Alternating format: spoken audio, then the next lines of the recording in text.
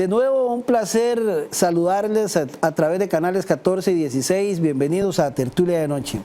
La semana pasada iniciamos un programa para recopilar la historia de lo que fue la lucha por conservar el Parque Nacional del Agua Juan Castro Blanco, y le decíamos qué mejor que contar la historia con los protagonistas en ese momento, que hoy de nuevo nos acompaña porque la historia aún sigue. Queremos contar lo que pasó ahí, cómo un grupo de jóvenes en ese momento, hace 30 años, se juntaron de la mano de la hermana Marixa y lograron convencer a muchas organizaciones del Cantón de San Carlos de la importancia que tenía para esta región, porque no solo para San Carlos, sino para la región, conservar el Cerro Platanar, que decían en aquel momento que hoy es el Parque Nacional del Agua Juan Castro Blanco.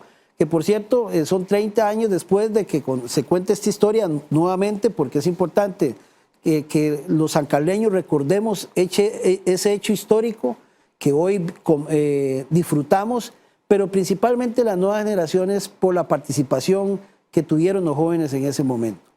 Hoy vamos a seguir en una segunda parte con los protagonistas nuevamente, con la hermana Marixa y con don Jorge Rojas, para continuar recopilando información y contando esa historia tan linda que hoy nos enorgullece a todos que nuevamente se cuente, porque esto debe servirnos a nosotros como un punto de inspiración, de saber que hay que tener visión y tener convicción. Y en ese momento este grupo de muchachos y grupo de sancarleños así lo tuvieron, y gracias a eso hoy disfrutamos de esa preciosa montaña sagrada, como le puso el padre Eladio Sancho Cambronero.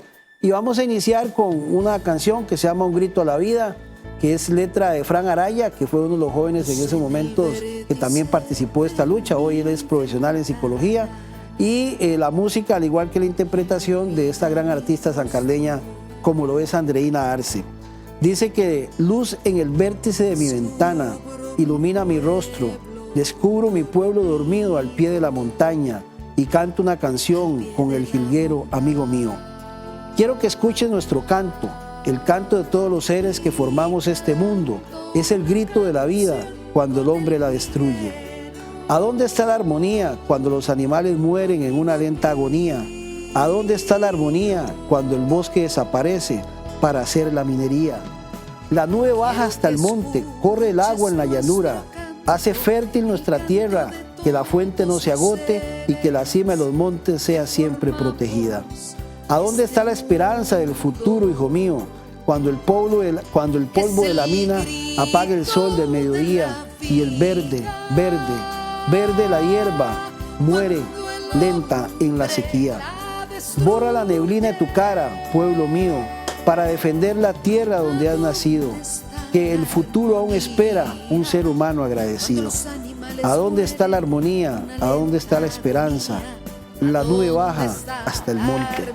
Esta es una canción que ustedes escuchan de fondo, Un Grito a la Vida, repetimos, de Fran Araya, música e interpretación de Andreina Arce. Bueno, yo no canto como Andreina, pero por lo menos le queríamos contar un poquito sobre la letra de esta canción, que refleja muy bien en ese momento, en alguna medida, la lucha que se tenían ustedes. Hermana, nuevamente a Jorge, muchísimas gracias, para continuar hoy compartiendo. Podemos recapitular para los que vienen sintonizando Canal 14 un poquito de esos hechos que narramos, tan importantes, que han marcado nuestra historia, que hoy nos volvemos a sentar a contarla 30 años después. Que por cierto, esta mesa, ustedes lo van a ver, está llena de documentos importantísimos que también son parte de nuestra historia, que poco a poco le vamos a ir contando y ustedes van a ir viendo en este programa, que lo invitamos para que realmente invite a sus hijos y a su familia, porque realmente todos tenemos que conocer esta historia de cómo se defendió ese Parque del Agua Juan Castro Blanco.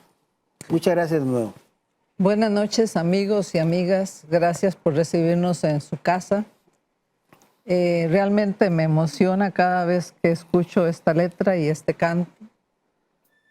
Borra la neblina. Ese era el himno en ese momento. Claro. Inspiraba la... Borra la neblina para defender la tierra donde has nacido. Eso, tremendo. Que el futuro aún espera un ser humano agradecido. Claro. Realmente fue mucha la inspiración y nos llegaba al alma.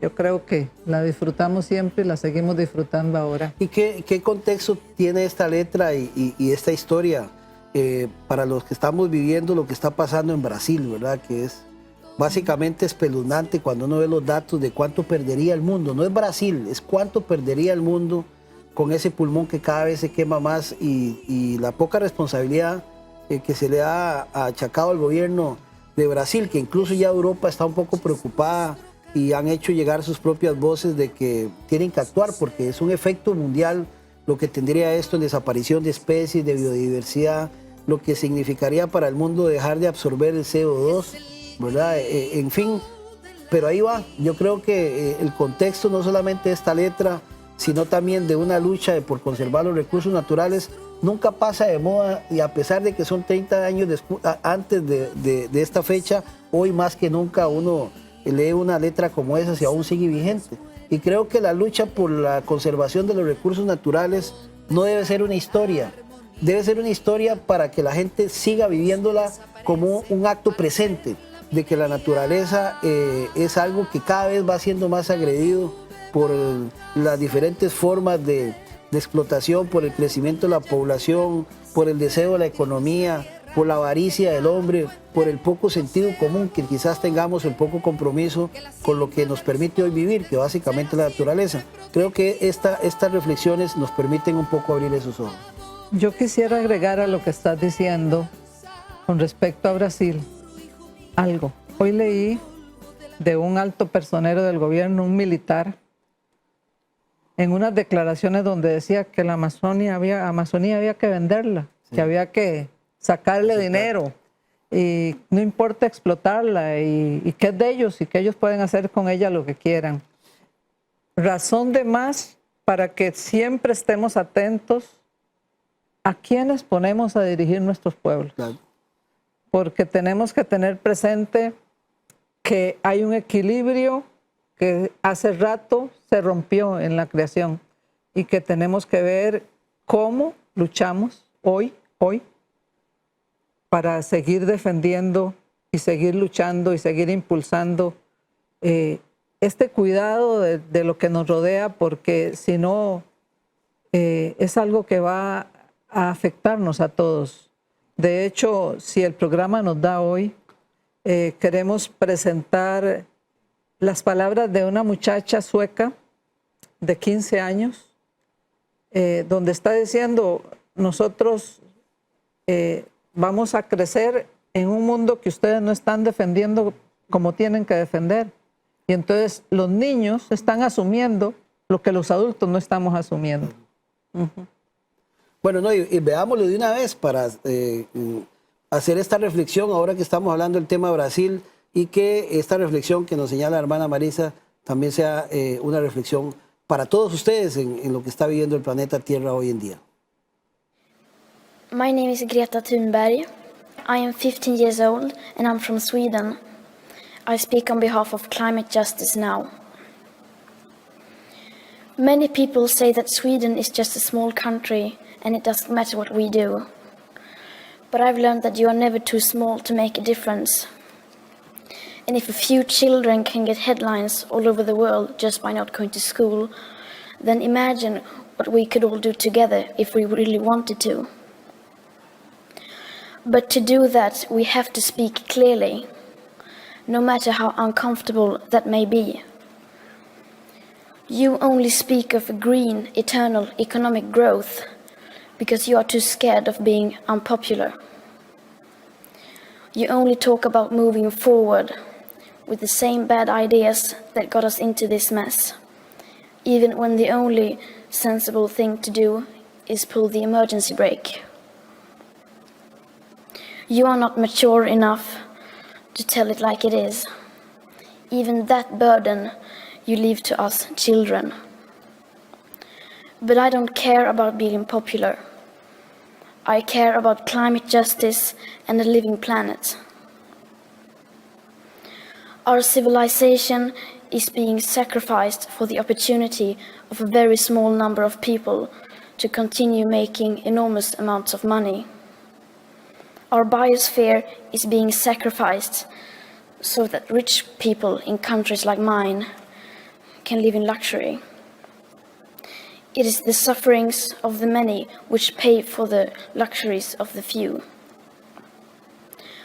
The year 2078, I will celebrate my 75th birthday. If I have children, maybe they will spend that day with me. Maybe they will ask me about you. Maybe they will ask why you didn't do anything while there still was time to act. You say you love your children above all else, and yet you are stealing their future in front of their very eyes. Until you start focusing on what needs to be done rather than what is politically possible, there is no hope. We cannot solve a crisis without treating it as a crisis. We need to keep the fossil fuels in the ground, and we need to focus on equity. And if solutions within this system are so impossible to find, then maybe we should change the system itself. We have not come here to beg world leaders to care. You have ignored us in the past, and you will ignore us again. We have run out of excuses, and we are running out of time. We have come here to let you know that change is coming, whether you like it or not. The real power belongs to the people. Thank you.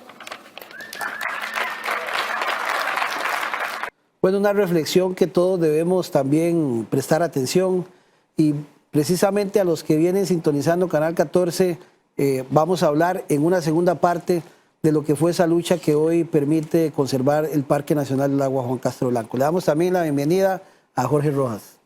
Buenas noches, televidentes, y también agradecerle otra vez a Álvaro y a este canal y al programa por permitirnos pues contar la historia, seguir contando esta historia maravillosa del pueblo de San Carlos con respecto a esa lucha que se dio contra la minera Eurospec.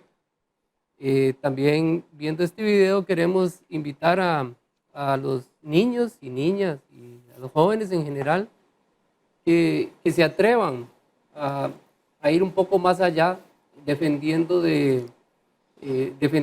nuestra naturaleza. Hay hechos muy lindos que tienen ustedes, muchachos y muchachas, como es que ya se preocupan por cuidar la naturaleza, mucho más que tal vez en el tiempo de nuestra niñez. Recuerdo hechos que vale la pena mencionar. En nuestra niñez es un pecado, ¿verdad? pero matábamos pajaritos. Hoy en día sí, nuestros muchachos y muchachas los protegen, los niños. Seguir atreviéndose. Uno ve montones de jóvenes sembrando árboles a las orillas de los ríos, aquí a la orilla, por ejemplo, de nuestras nacientes de aguas principales de Ciudad Quesada. Son hechos pequeñitos, pero que van sumando y hacen que nuestra zona tenga un futuro muy provisorio en cuanto a la protección de nuestros recursos. También es importante decir que nuestros jóvenes se den cuenta de lo que está pasando, como lo que estaba comentando Álvaro, sobre lo que está pasando en Brasil, sobre esta muchacha sueca que está con 16 años luchando por el cambio climático. Ahorita está llegando a Nueva York a través de un barco velero porque está convencida que el usar aviones representa un peligro enorme. Hay muchas acciones que nuestros jóvenes tienen que ir asumiendo para ser muy coherentes en cuanto a las luchas que tenemos contra los parques. Hermana, recapitúlenos un poquito lo que vimos la semana pasada. Bueno, en 1963, por aquellos años, personas de nuestra comunidad que lamentablemente no tenemos sus nombres, pensaban y estaban interesadas en proteger el cerro y el agua. Y sembraban árboles para amarrar, decían había que amarrar bien la tierra y había que proteger. En 1965, y aparecen jóvenes, la Cámara Junior de Ciudad Quesada habló de proteger el Cerro Platanar. Y en 1968 tuvimos una figura fabulosa, don Limber Quesada, Álvarez, diputado en el periodo del 66 al 70, él presentó el proyecto de la creación de la Reserva Forestal y el decreto fue el 4052 y se lo declara como Bosque Nacional la cima del Cerro Platanar con un área de 2.500 hectáreas. El proyecto quedó inactivo hasta que el Centro Agrícola Cantonal de San Carlos en el 1973 se interesó por demarcarlo y solicitó la participación de la Dirección General Forestal del Ministerio de Agricultura y Ganadería. Y ellos pues dijeron que era importante ampliar la reserva para darle protección a las cuencas hidrográficas de los cantones de San Carlos, Alfaro Ruiz y Valverde Vega. No era solo San Carlos, no era solo la zona norte. En 1975, el 12 de noviembre, mediante decreto 5387, se crea la Reserva Forestal Juan Castro Blanco con una extensión de 14.000 hectáreas. La reserva se encuentra al este de Ciudad Quesada y forma parte de los cantones de Zarcero, Naranjo, Sarchí y San Carlos. Entre los objetivos para crear esta reserva era protegerla de la acción destructora de las principales cuencas hidrográficas de los ríos que benefician a estos cantones de Sarchí, Zarcero, San Carlos y otros recursos como flora y fauna, y asegurar el abastecimiento de agua para la población y para las industrias.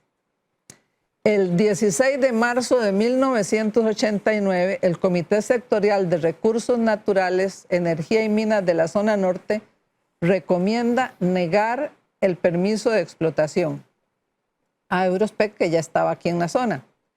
Y en 1989 se crea la Zona Protectora Juan Castro Blanco mediante el decreto 18763 de Mirenem. El 22 de mayo de 1989, Mirenem autoriza a Eurospec una exploración minera, explorar. Y el 26 de junio de 1989, un grupo de jóvenes, integrantes en ese momento de la Pastoral Juvenil de Ciudad Quesada, convocan a los grupos organizados a una reunión de emergencia ante la inminente explotación. Nos dimos cuenta, gracias a que Odilia Paniagua, la gran comunicadora que trabajaba en la radio, lo descubrió. Se lo dijo a Franklin Araya y Frank empezó a reunir a otros jóvenes y ellos decidieron defender y convocar a la población para la defensa de nuestra querida zona protectora. Por allí íbamos. Claro.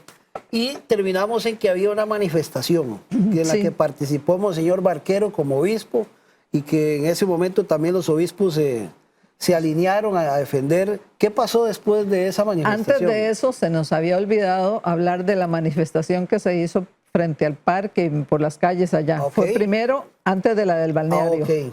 Eso fue el 30 de junio del 89 y uno de los grandes oradores en ese momento fue don Limber Quesada. Fue en junio porque la otra fue en agosto, ¿verdad? Y en después- octubre la concentración en el balneario, balneario. con una asistencia de unas 800 personas. Allí recordamos que el padre Elías fue uno de los que habló, nuestro gran profeta en ese momento, y Elías usó aquella famosa canción del progreso. Yo quisiera ser civilizado como los animales. De Roberto Carlos. Sí, para motivar a la población en ese momento histórico, ¿verdad? Allí también habló el ingeniero Norman Rodríguez.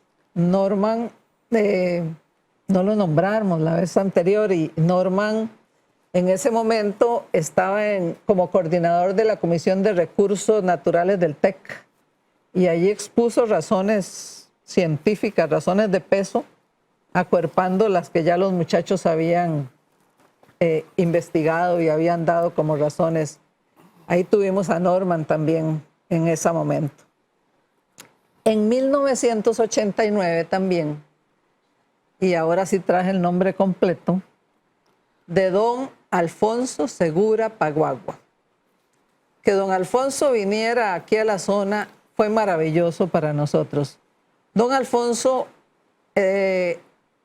tenía la especialidad en geología y era un hidrólogo. Imagínense cuánto aportaba a la discusión, claro. Sí, valoraba lo que era el agua. Con esa visión, entonces, don Alfonso lo trajimos y dio charlas, y mucha gente que la compañía había convencido se dio cuenta de lo terrible que hubiera sido para la zona. Sí, pues ya no eran los carajillos que andaban oponiendo, sino ya era un técnico que hablaba. Jorge. Es que eso fue lo importante. Nosotros, por supuesto que teníamos limitaciones para conocer todos los pormenores de lo que representaba una explotación a cielo abierto. Entonces, lo bello de ese momento fue que éramos jóvenes en una comisión junto con adultos y profesionales en diversos campos. Y Carlos Murillo fue uno de los que nos enseñaron muchísimo. También dentro de nosotros Franklin tuvo una dicha muy grande. Franklin venía llegando de Canadá y él conocía muy bien de vista propia lo que era una explotación minera allá y la forma que había. Entonces, también se junta con grandes pensadores como este señor Alfonso Paguagua. Entonces logramos unir unos equipos muy fuertes a nivel de análisis, y eso ahí nos había ayudó. corazón, análisis, estudio, sentimiento, todo estaba Es ahí que juntado. entendimos que esta lucha se ganaba de esa forma. Es una mezcla muy importante. No era decir, mire, ustedes son unos muchachitos que están ahí revoltosos. No, era algo con mucha seriedad, planteábamos los argumentos. Y algo muy importante, no son coincidencias, decimos, son caminos especiales. Fran venía llegando de Canadá, Claro. había estado en nuestro grupo, se había ido allá a esa experiencia. Cuando él llegó, nosotros estábamos ya trabajando muy fuerte con los jóvenes. Y estábamos solo Sarita y yo, y no alcanzábamos en la producción y en todo. Y entonces de esas inspiraciones de momento, me quedo viéndolo y le digo, Fran, en el mundo hoy hay jóvenes dedicando 1 año de su vida, 5 años de su vida a trabajar por la comunidad. ¿Por qué no nos ayudas? ¿Por qué no nos dedicas 1 año a trabajar con nosotros? Y yo te ofrezco un salario, le dije yo, de 20,000 pesos. Yo no sabía dónde los iba a sacar. Y me dice, mañana te aviso. Y al día siguiente, Fran llegó y dice, estoy de acuerdo. Bueno, empezamos a producir, en eso se vino la lucha. Claro. Se podría decir que el 90 y algo % del tiempo era para esto. Fue providencial. Sí, Y coincidió. estaba Sarita también en el equipo, Sara Acosta, y estábamos ya ahí con lo otro de los jóvenes, pero este momento histórico que se dio nos permitió que desde nuestra pequeña asociación de jóvenes de grandes búsquedas y luchas, aportáramos también nuestro personal. ¿De dónde iba a sacar 20,000 pesos por mes? Que era un montón de plata en ese momento. Me encuentro una vez más al padre Sancho y me dice, ¿cómo te va? Y le digo, ya, padre, aquí, con unas locuras. ¿Qué locura? Y ya le cuento. Saca la chequera.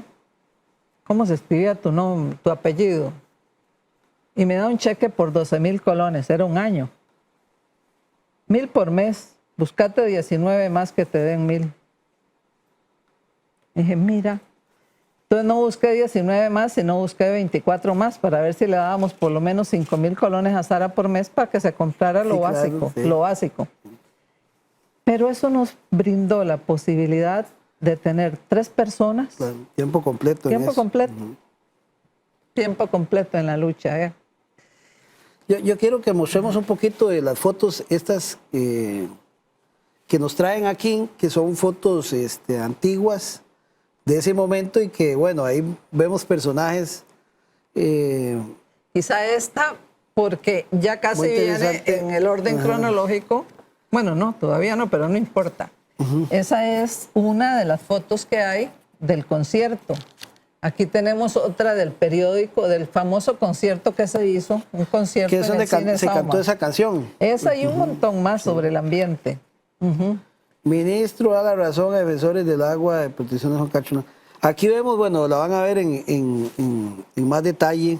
Gente que uno ve ahora, imagínense a Andreina Arce, chiquititilla ahí, jovencitilla. Y a Efrén Pérez, Efrén Berrocal. Berrocal, perdón. Y aquí William está Herrera. William Herrera. Y otra gente ahí que uno conoce de que ya son gente ya que tiene su vida realizada, ¿verdad? El 7 de mayo del 90 se da algo bonito. La Comisión de Impacto Ambiental rechaza la concesión minera. Pero ahí viene una historia.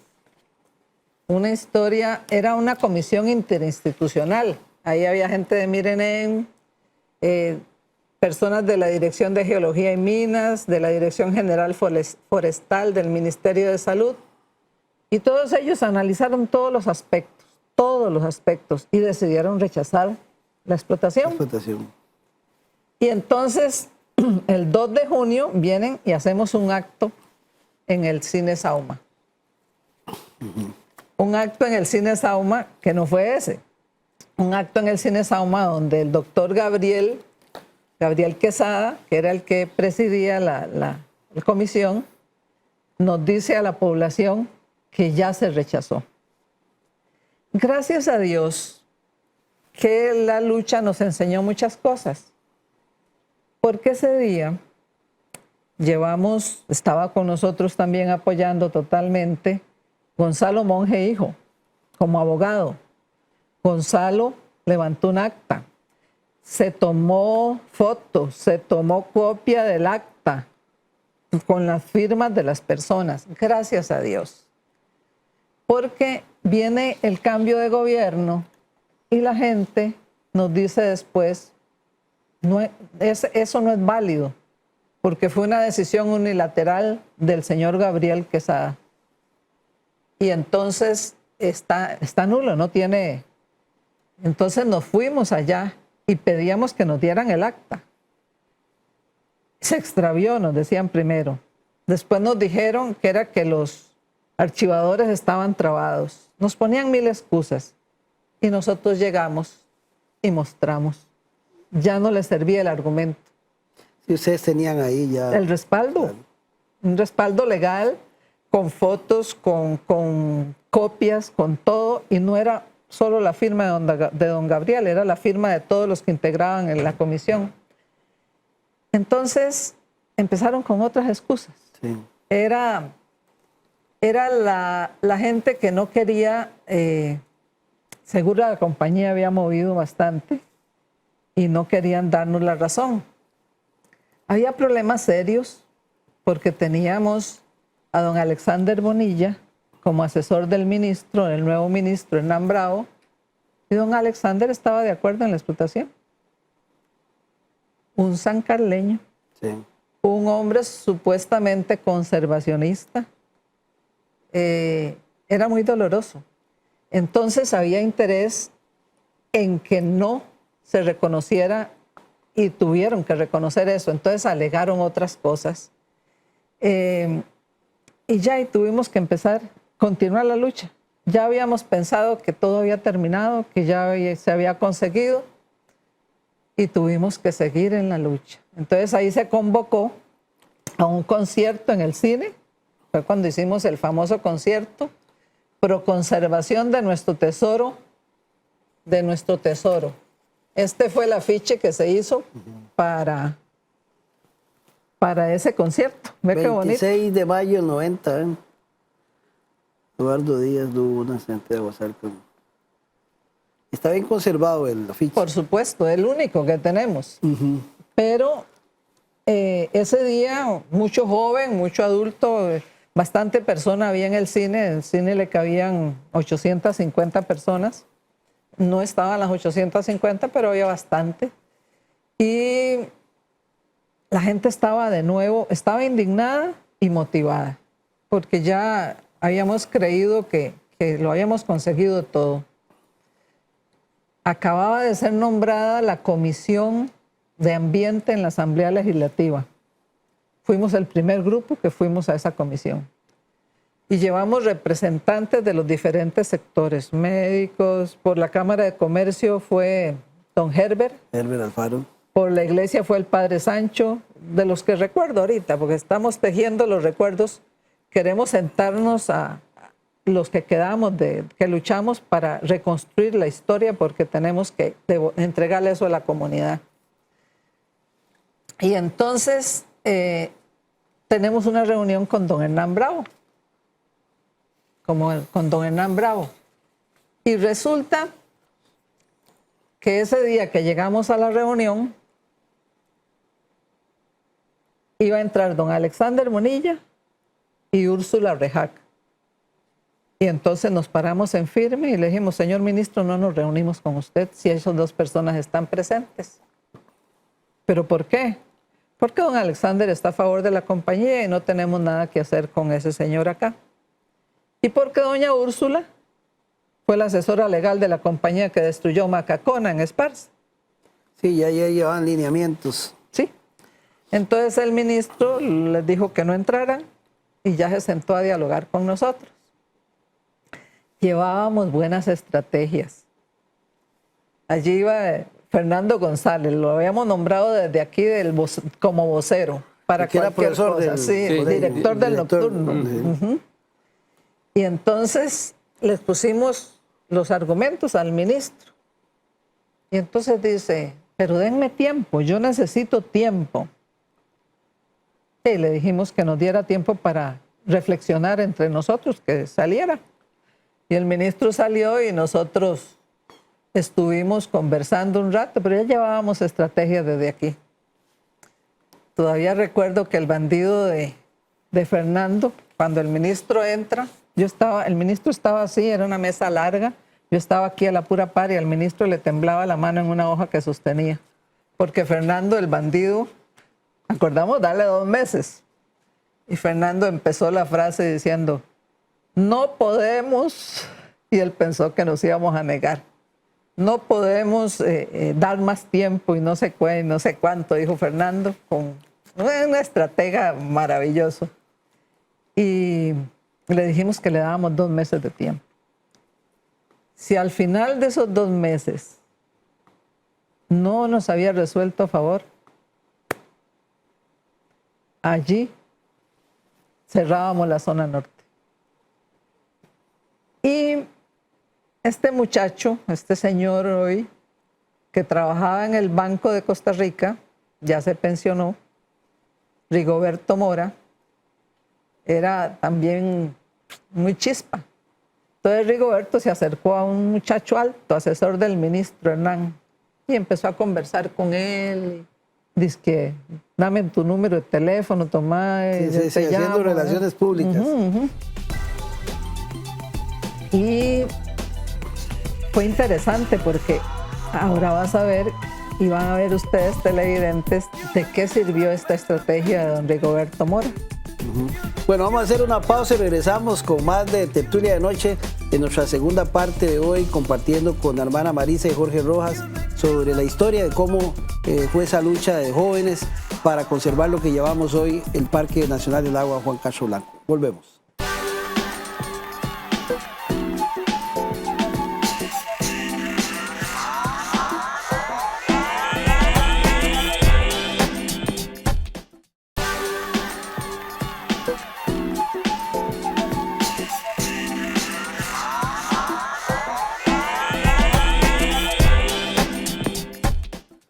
De nuevo, un placer saludarles a través de canales 14 y 16. Bienvenidos a Tertulia de Noche.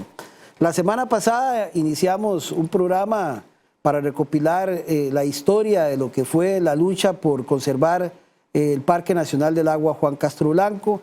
Y le decíamos qué mejor que contar la historia con los protagonistas en ese momento, que hoy de nuevo nos acompaña porque la historia aún sigue. Queremos contar lo que pasó ahí, cómo un grupo de jóvenes en ese momento, hace 30 años, se juntaron de la mano de la hermana Marixa y lograron convencer a muchas organizaciones del Cantón de San Carlos de la importancia que tenía para esta región, porque no solo para San Carlos, sino para la región, conservar el Cerro Platanar, que decían en aquel momento que hoy es el Parque Nacional del Agua Juan Castro Blanco. Que por cierto, son 30 años después de que se cuente esta historia nuevamente, porque es importante que los sancarleños recordemos ese hecho histórico que hoy disfrutamos, pero principalmente las nuevas generaciones por la participación que tuvieron los jóvenes en ese momento.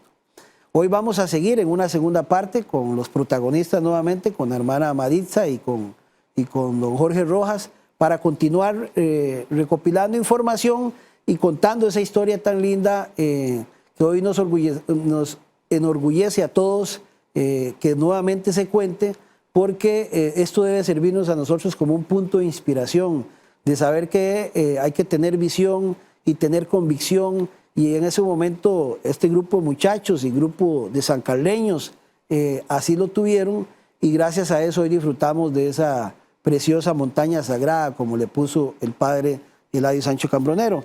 Y vamos a iniciar con una canción que se llama Un grito a la vida, que es letra de Fran Araya, que fue uno de los jóvenes en esos momentos que también participó de esta lucha. Hoy él es profesional en psicología, y la música, al igual que la interpretación de esta gran artista sancarleña, como lo es Andreina Arce.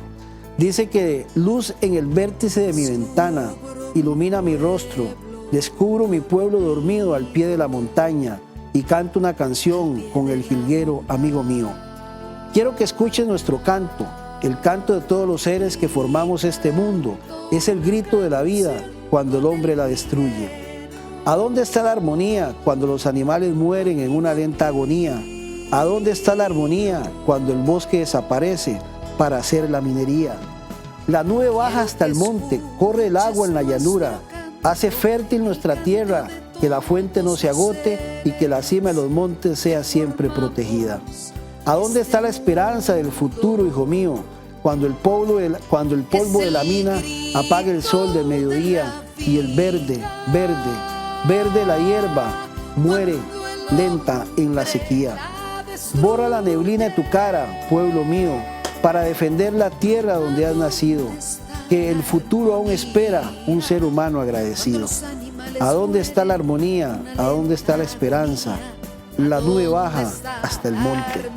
Esta es una canción que ustedes escuchan de fondo, Un grito a la vida, repetimos, de Fran Araya, música e interpretación de Andreina Arce. Bueno, yo no canto como Andreina, pero por lo menos le queríamos contar un poquito sobre la letra de esta canción, que refleja muy bien en ese momento, en alguna medida, la lucha que se tenían ustedes. Hermana, nuevamente a Jorge, muchísimas gracias, para continuar hoy compartiendo. Podemos recapitular para los que vienen sintonizando Canal 14 un poquito de esos hechos que narramos tan importantes, que han marcado nuestra historia, que hoy nos volvemos a sentar a contarla 30 años después. Que por cierto, esta mesa, ustedes lo van a ver, está llena de documentos importantísimos que también son parte de nuestra historia, que poco a poco le vamos a ir contando y ustedes van a ir viendo en este programa que lo invitamos para que realmente invite a sus hijos y a su familia, porque realmente todos tenemos que conocer esta historia de cómo se defendió ese Parque El Agua Juan Castro Blanco.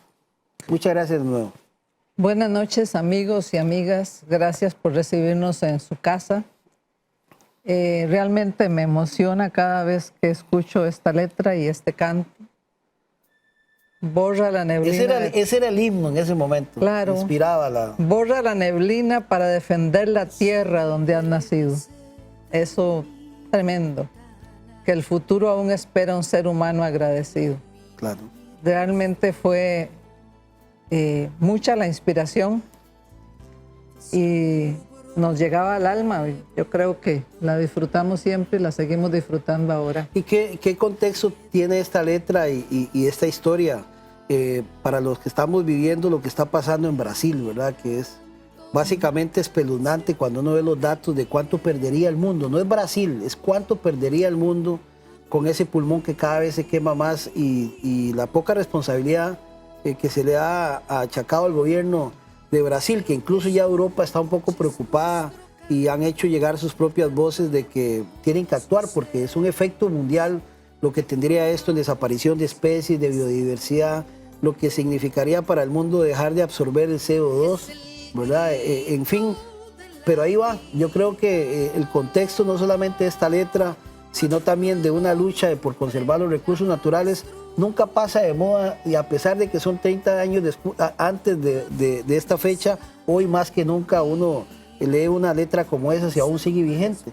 Y creo que la lucha por la conservación de los recursos naturales no debe ser una historia, debe ser una historia para que la gente siga viviéndola como un acto presente, de que la naturaleza es algo que cada vez va siendo más agredido por las diferentes formas de explotación, por el crecimiento de la población, por el deseo de la economía, por la avaricia del hombre, por el poco sentido común que quizás tengamos, el poco compromiso con lo que nos permite hoy vivir, que básicamente es la naturaleza. Creo que estas reflexiones nos permiten un poco abrir esos ojos. Yo quisiera agregar a lo que estás diciendo con respecto a Brasil algo. Hoy leí de un alto personero del gobierno, un militar, en unas declaraciones donde decía que la Amazonía había que venderla, sí, que había que sacarle dinero y no importa explotarla y que es de ellos y que ellos pueden hacer con ella lo que quieran. Razón de más para que siempre estemos atentos a quiénes ponemos a dirigir nuestros pueblos. Claro. Porque tenemos que tener presente que hay un equilibrio que hace rato se rompió en la creación y que tenemos que ver cómo luchamos hoy, para seguir defendiendo y seguir luchando y seguir impulsando este cuidado de lo que nos rodea, porque si no es algo que va a afectarnos a todos. De hecho, si el programa nos da hoy, queremos presentar las palabras de una muchacha sueca de 15 años, donde está diciendo, nosotros vamos a crecer en un mundo que ustedes no están defendiendo como tienen que defender. Y entonces los niños están asumiendo lo que los adultos no estamos asumiendo. Bueno, no, y veámoslo de una vez para hacer esta reflexión ahora que estamos hablando del tema Brasil, y que esta reflexión que nos señala la hermana Marisa también sea una reflexión para todos ustedes en lo que está viviendo el planeta Tierra hoy en día. My name is Greta Thunberg. I am 15 years old and I'm from Sweden. I speak on behalf of Climate Justice Now. Many people say that Sweden is just a small country and it doesn't matter what we do. But I've learned that you are never too small to make a difference. And if a few children can get headlines all over the world just by not going to school, then imagine what we could all do together if we really wanted to. But to do that, we have to speak clearly, no matter how uncomfortable that may be. You only speak of green, eternal economic growth because you are too scared of being unpopular. You only talk about moving forward with the same bad ideas that got us into this mess, even when the only sensible thing to do is pull the emergency brake. You are not mature enough to tell it like it is. Even that burden you leave to us children. But I don't care about being popular. I care about climate justice and a living planet. Our civilization is being sacrificed for the opportunity of a very small number of people to continue making enormous amounts of money. Our biosphere is being sacrificed so that rich people in countries like mine can live in luxury. It is the sufferings of the many which pay for the luxuries of the few. The year 2078, I will celebrate my 75th birthday. If I have children, maybe they will spend that day with me. Maybe they will ask me about you. Maybe they will ask why you didn't do anything while there still was time to act. You say you love your children above all else, and yet you are stealing their future in front of their very eyes. Until you start focusing on what needs to be done rather than what is politically possible, there is no hope. We cannot solve a crisis without treating it as a crisis. We need to keep the fossil fuels in the ground, and we need to focus on equity. And if solutions within this system are so impossible to find, then maybe we should change the system itself. We have not come here to beg world leaders to care. You have ignored us in the past, and you will ignore us again. We have run out of excuses, and we are running out of time. We have come here to let you know that change is coming, whether you like it or not. The real power belongs to the people. Thank you. Bueno, una reflexión que todos debemos también prestar atención, y precisamente a los que vienen sintonizando Canal 14 vamos a hablar en una segunda parte de lo que fue esa lucha que hoy permite conservar el Parque Nacional del Agua Juan Castro Blanco. Le damos también la bienvenida a Jorge Rojas. Buenas noches, televidentes, y también agradecerle otra vez a Álvaro y a este canal y al programa por permitirnos pues contar la historia, seguir contando esta historia maravillosa del pueblo de San Carlos con respecto a esa lucha que se dio contra la minera Eurospec. También viendo este video queremos invitar a los niños y niñas y a los jóvenes en general que se atrevan a ir un poco más allá defendiendo nuestra naturaleza. Hay hechos muy lindos que tienen ustedes, muchachos y muchachas, como es que ya se preocupan por cuidar la naturaleza mucho más que tal vez en el tiempo de nuestra niñez. Recuerdo hechos que vale la pena mencionar. En nuestra niñez es un pecado, ¿verdad? Pero matábamos pajaritos. Hoy en día sí, nuestros muchachos y muchachas los protegen, los niños. Seguir atreviéndose. Uno ve montones de jóvenes sembrando árboles a las orillas de los ríos, aquí a las orillas, por ejemplo, de nuestras nacientes de aguas principales de Ciudad Quesada. Son hechos pequeñitos, pero que van sumando y hacen que nuestra zona tenga un futuro muy provisorio en cuanto a la protección de nuestros recursos. También es importante decir que nuestros jóvenes se den cuenta de lo que está pasando, como lo que estaba comentando Álvaro, sobre lo que está pasando en Brasil, sobre esta muchacha sueca que está con 16 años luchando por el cambio climático. Ahorita está llegando a Nueva York a través de un barco velero porque está convencida que el usar aviones representa un peligro enorme. Hay muchas acciones que nuestros jóvenes tienen que ir asumiendo para ser muy coherentes en cuanto a las luchas que tenemos contra los parques. Hermana, recapitúlenos un poquito lo que vimos la semana pasada. Bueno, en 1963, por aquellos años, personas de nuestra comunidad que lamentablemente no tenemos sus nombres, pensaban y estaban interesadas en proteger el cerro y el agua. Y sembraban árboles para amarrar, decían había que amarrar bien la tierra y había que proteger. En 1965, y aparecen jóvenes, la Cámara Junior de Ciudad Quesada habló de proteger el Cerro Platanar.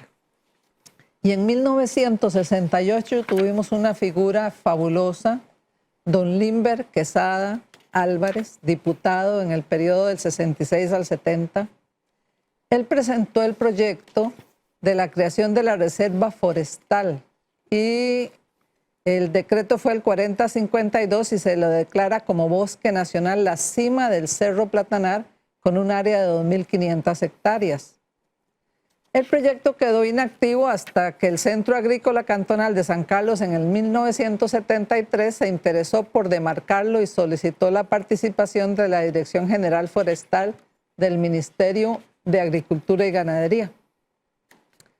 Y ellos pues dijeron que era importante ampliar la reserva para darle protección a las cuencas hidrográficas de los cantones de San Carlos, Alfaro Ruiz y Valverde Vega. no era solo San Carlos, no era solo la zona norte. En 1975, el 12 de noviembre, mediante decreto 5387, se crea la Reserva Forestal Juan Castro Blanco con una extensión de 14,000 hectáreas.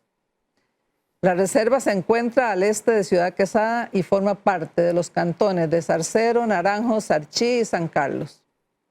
Entre los objetivos para crear esta reserva era proteger de la acción destructora las principales cuencas hidrográficas de los ríos que benefician a estos cantones de Sarchí, Zarcero, San Carlos y otros recursos como flora y fauna, y asegurar el abastecimiento de agua para la población y para las industrias. El 16 de marzo de 1989, el Comité Sectorial de Recursos Naturales, Energía y Minas de la Zona Norte recomienda negar el permiso de explotación a Eurospec, que ya estaba aquí en la zona. Y en 1989 se crea la Zona Protectora Juan Castro Blanco mediante el decreto 18763 de Mirenem. El 22 de mayo de 1989, Mirenem autoriza a Eurospec una exploración minera, explorar.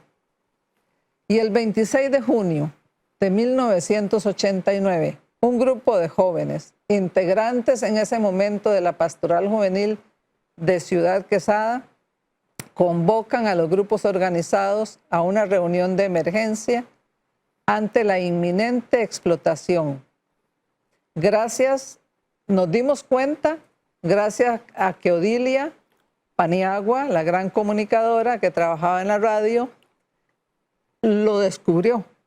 Se lo dijo a Franklin Araya y Frank empezó a reunir a otros jóvenes y ellos decidieron defender y convocar a la población para la defensa de nuestra querida zona protectora. Por allí íbamos. Claro.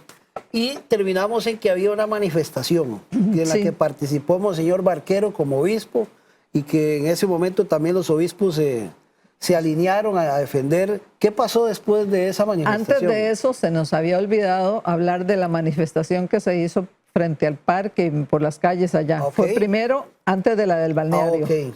Eso fue el 30 de junio del 89 y uno de los grandes oradores en ese momento fue don Limber Quesada. Fue en junio porque la otra fue en agosto, ¿verdad? Y en después- octubre la concentración en el balneario, En el balneario. con una asistencia de unas 800 personas. Allí recordamos que el padre Elías fue uno de los que habló, nuestro gran profeta en ese momento, y Elías usó aquella famosa canción del progreso.